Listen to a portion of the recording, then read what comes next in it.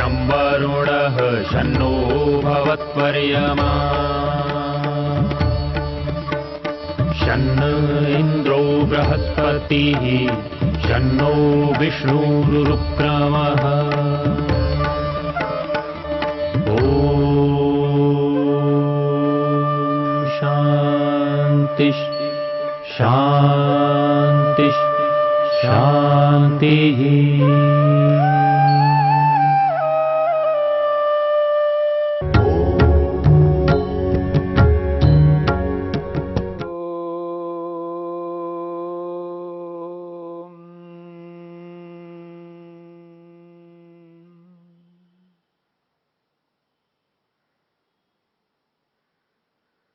साधन पाद के चौथे सूत्र को लेकर के विचार चल रहा है। अविद्या क्षेत्रम उत्तरेशम प्रसुप्त तनो विच्छिन्नोदाराणाम। तीसरे सूत्र में 5 प्रकार के क्लेशों की चर्चा आई है। अविद्या, अस्मिता, राग, द्वेष और अभिनिवेश। इन 5 क्लेशों में जो पहला क्लेश है वह है अविद्या। इस अविद्या की मुख्यता को, प्रधानता को और इसकी व्यापकता को बताने के लिए महर्षि पतंजलि ने चौथे सूत्र में स्पष्ट किया है, अविद्या क्षेत्रम। अविद्या क्षेत्र है उत्तरेशम, बाद वालों का। और वो जो अविद्या आदि 5 क्लेश हैं वो किस रूप में रहते हैं? तो कहा प्रसुप्त तनु विच्छिन्नोदाराणाम। प्रसुप्त के रूप में, तनु के रूप में, विच्छिन्न के रूप में और उदार के रूप में विद्यमान होते हैं। महर्षि वेदव्यास ने इस सूत्र की व्याख्या करते हुए कहा है, तत्र अविद्या क्षेत्रम प्रसव भूमि। इनमें जो अविद्या है, पहला क्लेश है, वह खेत है, क्षेत्र है, अर्थात प्रसव भूमि, उत्पत्ति स्थान है। किनका? उत्तरेशम अस्मितादीनाम चतुर्विध विकल्पानाम प्रसुप्त तनु विच्छिन्नोदाराणाम। महर्षि वेदव्यास कहते हैं उत्तरेशम, बाद वालों का। कौन है वो बाद वाले? तो कहा अस्मितादि नाम। अस्मिता राग, द्वेष और अभिनिवेश का वो क्षेत्र है, वो खेत है, प्रसव भूमि है। चतुर्विध विकल्पा नाम, ये 4 प्रकार के हैं। 4 प्रकार के भेदों वाला ये क्लेश है। और ये क्लेश प्रसुप्त, तनु विच्छिन्न और उदार के रूप में विद्यमान रहते हैं। और इन 4 स्थितियों में रहने वाले इन क्लेशों को बताया जा रहा है, समझाया जा रहा है कि ये जो प्रसुप्त है ये क्या है। महर्षि वेदव्यास कहते हैं तत्र का प्रसुप्ति ही। इन 4 स्थितियों में प्रसुप्त क्या चीज है? प्रसुप्त किसे कहते हैं? वो कहते हैं प्रसुप्त चेतसी शक्ति मात्र प्रतिष्ठानाम बीज भावोपगम। प्रसुप्त उसको कहते हैं जो शक्ति के रूप में विद्यमान रहता है। ये जो क्लेश हैं ये केवल शक्ति के रूप में विद्यमान रहते हैं। कहां पर? चेतसी, मन में। कार्यरत नहीं होते हैं, केवल अपने स्वभाव को बनाए हुए रखते हैं, अपने क्लेशत्व को समाप्त नहीं करने देते हैं। बस बीज भाव उपगम, केवल बीज के रूप में विद्यमान है, बीजपन को लिए हुए विद्यमान है। यानी अविद्यापन वहां पर विद्यमान है, अस्मितापन वहां पर विद्यमान है, रागपन वहां पर विद्यमान है, द्वेषपन, अभिनिवेशपन वहां पर विद्यमान है। बस केवल बीज रूप में विद्यमान है। कार्यरत नहीं है। ये पांचों क्लेशों की एक स्थिति है जो प्रसुप्त स्थिति है। प्रसुप्त कहते हैं सोए हुए को, बस सोए हुए हैं। सोता हुआ व्यक्ति कुछ भी नहीं कर सकता, बाह्य चेष्टा नहीं कर सकता। जैसे जागरित अवस्था में, जागरण काल में जिस प्रकार का व्यवहार व्यक्ति करता है वो सोते हुए नहीं कर सकता। ठीक इसी प्रकार ये पांचों क्लेश सोए हुए हैं। इस स्थिति को यहां पर प्रसुप्त शब्द से स्पष्ट किया है। जो क्लेश सोए हुए रहते हैं उसको प्रसुप्त कहा जाता है। और प्रत्येक व्यक्ति में अलग अलग विषयों से संबंधित ये पांचों क्लेश सोए हुए रहते हैं। एक उदाहरण आपके सामने प्रस्तुत करता हूं। नवजात शिशु है, अभी अभी एक बच्चा उत्पन्न हुआ है। उस उत्पन्न हुए बच्चे के अंदर अविद्या भी है, अस्मिता भी है, राग भी है, द्वेष भी है और अभिनिवेश भी है। पांचों क्लेश विद्यमान हैं पर कार्यरत नहीं है। कैसे हैं? प्रसुप्त है, सोए हुए हैं। उस बच्चे के अंदर, वो 1 महीने का बच्चा है, 2 महीने का बच्चा है, 3 महीने का, 4 महीने का बच्चा है, 5-6 महीने का बच्चा है, उसके अंदर काम, क्रोध, लोभ, मोह, ईर्ष्या, अहंकार ये पैदा नहीं होते हैं।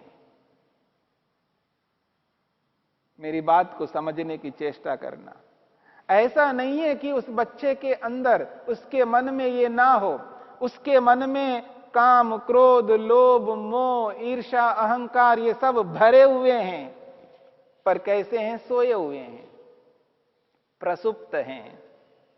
इसलिए वो 3, 4, 5, 6 महीने का बच्चा काम से, क्रोध से ग्रस्त नहीं होता, लोभ से ग्रस्त नहीं होता, अस्मिता से ग्रस्त नहीं होता, परंतु वो क्लेश उसके मन में विद्यमान है। चेतसी शक्ति मात्र प्रतिष्ठानाम, मन के अंदर केवल शक्ति के रूप में विद्यमान है। बीज भाव उपगमा, बीज के रूप में विद्यमान है। इस बात को समझने का प्रयत्न करना। जैसे एक छोटे से बच्चे में वो बीज के रूप में, शक्ति के रूप में विद्यमान है, ऐसे ही प्रत्येक व्यक्ति में अलग अलग परिस्थितियों में ये बीज के रूप में विद्यमान रहते हैं। वो बच्चा है तो आज एक वृद्ध व्यक्ति है, वृद्ध व्यक्ति में भी ये पांचों क्लेश बीज के रूप में विद्यमान होते हैं, कार्यरत नहीं होते हैं। प्रौढ़ व्यक्ति में भी इसी प्रकार बीज के रूप में विद्यमान होते हैं, कार्यरत नहीं होते हैं। युवा के अंदर भी इसी प्रकार रहते हैं, किशोर बच्चे में भी इसी प्रकार रहते हैं। प्रत्येक अवस्था वाले व्यक्ति में ये पांचों क्लेश बीज के रूप में विद्यमान रहते हैं। कैसे? देखिए, बाल्यकाल में जैसे उन बच्चों में वो जो क्लेश है वो उभरते नहीं है, काम, क्रोध, लोभ, मोह, ईर्ष्या, अहंकार रूपी ये क्लेश उभरते नहीं है।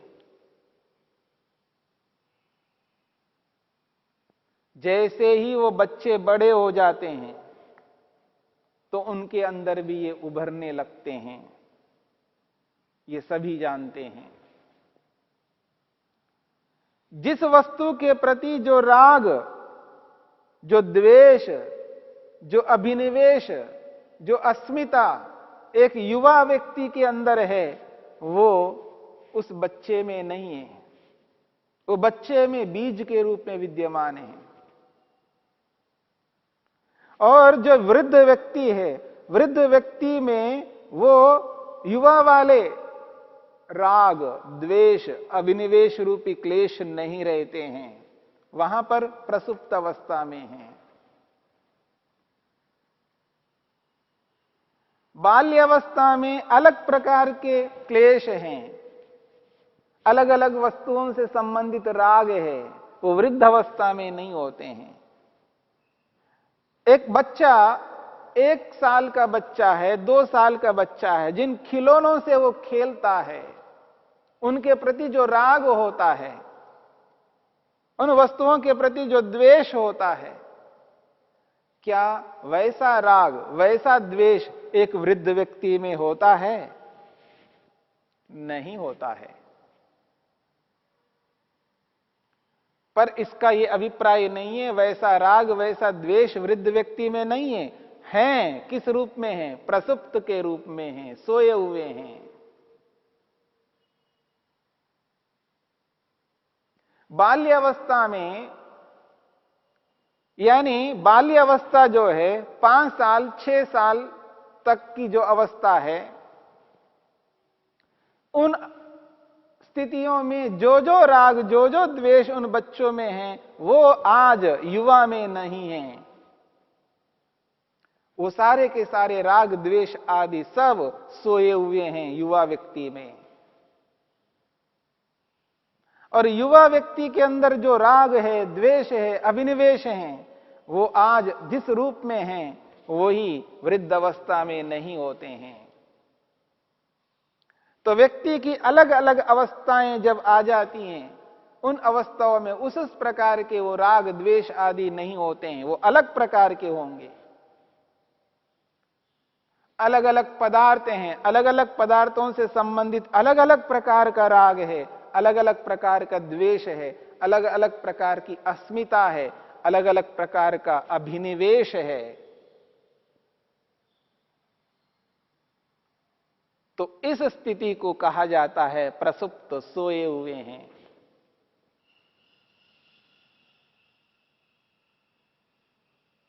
जब व्यक्ति आज जिस वस्तु के प्रति राग से युक्त है, वह राग 50 साल के बाद में राग नहीं होता है,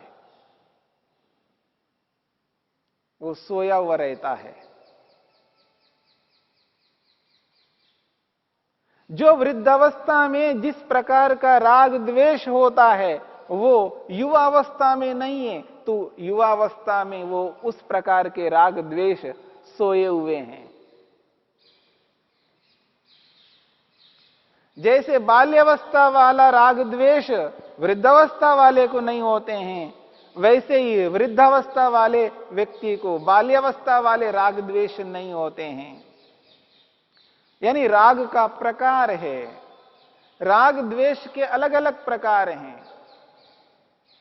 तो इन प्रकारों को समझने का प्रयत्न करना, वस्तुओं के अनुसार अलग अलग प्रकार का राग होता है, अलग अलग ज्ञान के कारण से, अलग अलग अविद्या के कारण से अलग अलग प्रकार के ये क्लेश उत्पन्न होते हैं। तो इस प्रकार से ये सारे के सारे क्लेश प्रसुप्त की स्थिति में रहते हैं। और स्थूल उदाहरण तो बच्चे का है, बिल्कुल छोटा सा बच्चा है, नवजात बच्चा है, उसके अंदर ये क्लेश नहीं रहते हैं, अर्थात कार्यरत नहीं रहते हैं। फिर किस स्थिति में रहते हैं? सोए हुए रहते हैं। उस सोए हुए स्थिति को यहां पर प्रसुप्त शब्द से स्पष्ट किया गया है। फिर ये उभर के कैसे आते हैं? तो महर्षि वेदव्यास कहते हैं, तस्य प्रबोध आलंबने सम्मुखी भावः। तस्य प्रबोध आलंबने सम्मुखी भावः। उस क्लेश का प्रबोध, जागरण, वो जो क्लेश है वो कब उभर करके आता है, कब कार्यरत होता है? तो कहते हैं आलंबने, जब आलंबन सम्मुखी भावा सामने आ जाता है। आलंबन कहते हैं विषय को, आलंबन कहते हैं विषय। जब विषय रूपी आलंबन सामने आ जाता है, तस्य प्रबोधा, उस क्लेश का जागरण होता है। वो जो छोटा सा बच्चा है, उस बच्चे के सामने आलंबन के रहते हुए भी उसका जागरण नहीं होता है, क्योंकि वो सोए हुए हैं। सोए हुए व्यक्ति के सामने आप कुछ भी चेष्टाएं करते रहिए, बिना आवाज के आप कोई भी चेष्टा करते रहिएगा, कितनी भी आप इशारे करते रहिएगा, उस सोए व्यक्ति को समझ में नहीं आएगा, क्योंकि सोया हुआ है। जब तक उसको जगाओगे नहीं, तब तक उसको कुछ भी बोध नहीं हो सकता। ठीक इसी प्रकार से छोटे से बच्चे के सामने कैसा भी आलंबन आ जाए सामने, पर वो जागेंगे नहीं, ना वो राग, ना वो द्वेष, ना वो अभिनिवेश, वो जागेंगे नहीं, क्योंकि सोए हुए हैं। परंतु वही बच्चा जब बड़ा हो जाता है, युवा अवस्था की स्थिति में आ जाता है, तो वही आलंबन जब सामने आ जाते हैं, तब उसके अंदर वो काम, वो क्रोध, वो लोभ, वो मोह, वो ईर्ष्या, वो अहंकार, ये सब जागने लगते हैं, तब व्यवहार में आने लगते हैं। इसलिए कहा जा रहा है तस्य प्रबोध, उस क्लेश का जागरण आलंबने सम्मुखी भाव, जब आलंबन रूपी विषय सामने आ जाता है तब वो जाग जाता है। जब व्यक्ति के सामने रूप, रस, गंध, स्पर्श, शब्द वाले पदार्थ सामने आ जाते हैं, अवस्था के अनुसार जिस अवस्था में वो पहुंच जाता है, उस अवस्था के स्थिति में, उस अवस्था की स्थिति में जब व्यक्ति देखता है, तो उस समय उसको वही काम, वही क्रोध, वही लोभ, वही ईर्ष्या, वही अहंकार सताने लगते हैं। जो बाल्यावस्था में सोए हुए थे, अब युवावस्था में वो जाग जाते हैं। क्यों? आलंबन वैसा ही है, उसकी अवस्था भी उसी प्रकार की है। तो अवस्था के अनुसार, अवस्था के अनुरूप जब आलंबन सामने आ जाता है, उस आलंबन के उपस्थित हो जाने पर उसके अंदर वैसे के वैसे वो सारे के सारे क्लेश उभर करके आते हैं। तब उन क्लेशों से युक्त होता है, फिर वैसा कर्म करता है जिन कर्मों को नहीं करना चाहिए, उन कर्मों को करता जाता है। फिर वो कर्म उसको वैसे फल प्रदान करते हैं, फिर उसके कारण से फिर जन्म लेना है, फिर मृत्यु को प्राप्त करना। ये जो श्रृंखला है वो निरंतर चलती रहती है। और इस श्रृंखला के पीछे ये 5 प्रकार के क्लेश काम करते हैं, ये कारण बनते हैं। इस जन्म मरण रूपी चक्र को चलाए रखने के पीछे ये 5 क्लेश कार्यरत हैं, यानी ये 5 क्लेश कारण के रूप में विद्यमान होते हैं। इस स्थिति को समझना है, इस स्थिति को समझ करके इससे ऊपर उठना है, इन क्लेशों को समाप्त करना है। इन क्लेशों को समाप्त करने से पहले इन क्लेशों को समझना है, ये कब किस स्थिति में ये क्लेश उभर करके आते हैं, कब दबे रहते हैं, कब तनु रहते हैं, कब इनको हम समाप्त कर सकते हैं। इस बात को समझने के लिए ही महर्षि पतंजलि ने इस 4थे सूत्र में स्पष्ट किया है, अविद्या की मुख्यता है, प्रधानता है। इस अविद्या को जानना है, समझना है और इनकी स्थितियों को समझ करके इनको दूर करना है।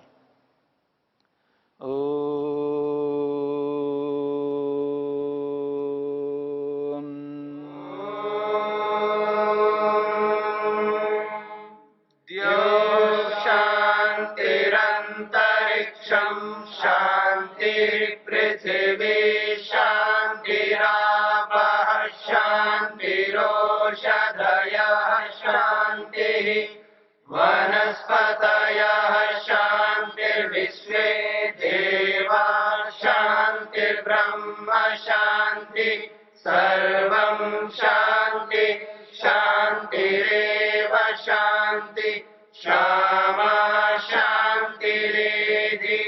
ओम शांति शांति शांति।